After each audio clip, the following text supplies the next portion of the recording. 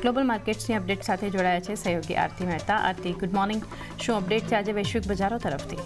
Good morning ચાંદની. અને વૈશ્વિક બજારની વાત કરી લઈએ તો આજે એક પોઝિટિવ સંકેતો આપણને ઓવરઓલ બનતા દેખાયા છે. યુએસ માર્કેટની ખાસ કરીને વાત કરી લઈએ તો એક રેકોર્ડ તેજી જે છે તે આપણને ગઈકાલના સેશનમાં જોવા મળતી દેખાઈ હતી અને ગઈકાલે રેકોર્ડ ઊંચાઈ પર જે છે તે આપણને યુએસ માર્કેટમાં કારોબાર થતો દેખાયો હતો. ખાસ કરીને S&P 500ની વાત કરી લઈએ, ડાઉ જોન્સની વાત કરી લઈએ અને નાસ્ડેકમાં પણ એક સારી તેજી સાથેનો કારોબાર બનતો દેખાયો હતો.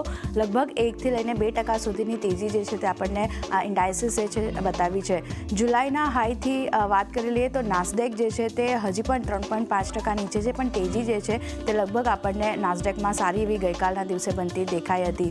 વર્લ્ડ સ્ટોક ઇન્ડેક્સ જે યુરોનેક્સ્ટની વાત કરી લઈએ તો ગઈકાલે લગભગ 1.66%નો વધારો આપણને ત્યાં બનતો દેખાયો હતો. અને બેંક ઓફ ઇંગ્લેન્ડની વાત કરી લઈએ ત્યાં કઈ રીતે વ્યાજ દર પર નિર્ણય લેવામાં આવ્યો છે તો 5% પર વ્યાજ દર જે છે તે બેંક ઓફ ઇંગ્લેન્ડે ખાસ કરીને યથાવત રાખ્યા છે. તો તેનું એક રિએક્શન જે છે તે ઓવરઓલ આપણને માર્કેટે બતાવ્યું છે. બીજી બાજુ નોર્વેની વાત કરી લઈએ તો ત્યાં પણ દર જે છે તે 4.5% પર યથાવત છે. એને કારણે પણ એક ફેક્ટર જે છે તે પોઝિટિવ રહેતું દેખાયું છે. કોપરની વાત કરી લઈએ, મેટલ્સમાં એક સારી અપસાઇડ આપણને જોવા મળતી દેખાય છે કારણ કે ડોલર ઇન્ડેક્સ જે પ્રમાણે ઘટ્યો છે એની એક અસર પોઝિટિવ કોપર પર જોવા મળી છે. ઇન્ટરનેશનલ માર્કેટમાં ભાવ જે છે તેમાં આપણને વધારો જોવા મળતો દેખાયો છે અને 2 મહિનાની ઊંચાઈ પર આ કિંમતો જે છે તે આપણને ઇન્ટરનેશનલ માર્કેટમાં પહોંચતી દેખાઈ રહી છે. લગભગ $4.30 પાર જે છે ખાસ કરીને તે ભાવ જે છે તે આપણને પહોંચતો દેખાયો છે અને ડોલર ઇન્ડેક્સમાં જે નરમાશ મળતી દેખાઈ રહી છે એને એક સપોર્ટ ઓવરઓલ મેટલ્સને મળતો દેખાયો છે.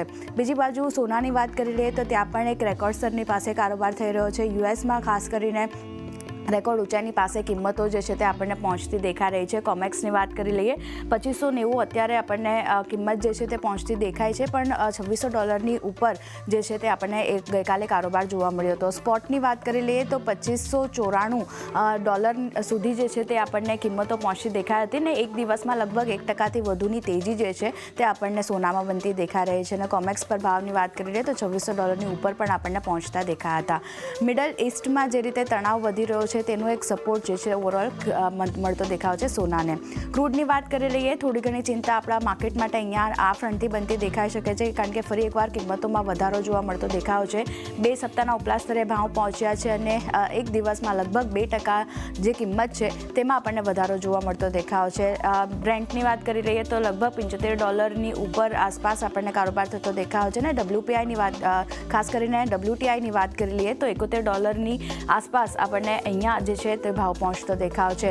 અહીંયા પણ મિડલ ઇસ્ટમાં જે તણાવ વધી રહ્યો છે તેના કારણે સપ્લાય ડિસ્ટ્રપ્શનની ચિંતા ફરી એકવાર વધી રહી છે અને સપોર્ટ જે છે તે કિંમતોને મળતો દેખાઈ રહ્યો છે.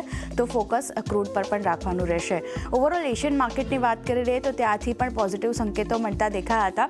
અત્યારે જુઓ, હેંગસેંગમાં 1%થી વધુની તેજી જોવા મળી, નિક્કેઈમાં 2%થી વધુની તેજી, પણ શાંઘાઈ થોડું ઘણું ફ્લેટ ટુ નેગેટિવ ઝોનમાં આપણને રહેતું દેખાયું. જ્યારે સ્ટ્રેટ ટાઈમ્સ નેગેટિવ છે, પણ કોસ્પી અને તાઇવાન ઇન્ડેક્સમાં આપણે 0.5%થી વધારેની પોઝિટિવિટી જોઈ છે.